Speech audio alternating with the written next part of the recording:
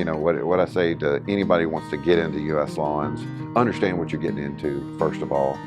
We've had a lot of conversations this weekend at the conference just about, you know, I think guys get into this sometimes and they think it's maybe I'm just going to start rolling in cash, it's going to start working.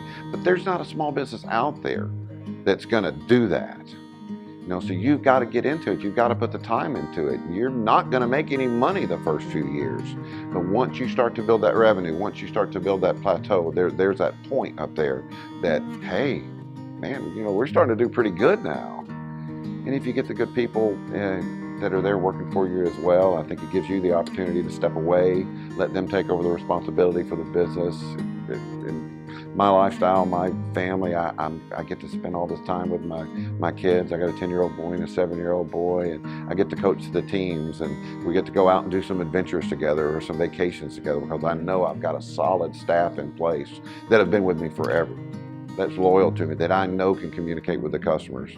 And it gets to the point where if I'm gone for a little bit, I come in and they're like, Ben, what are you doing here? You always mess things up when you come back to work. Go off and do your thing or whatever. And but you know, ultimately it's my company. I own it. It's all my responsibility, and I'm accountable for it 24 hours, 7 days a week, 52 weeks a year.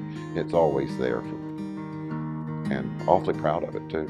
I think we've done a good job. We're by far the largest landscape contractor in our area for maintenance. And we've got such a good reputation up there, and I'll say this too, do a good job.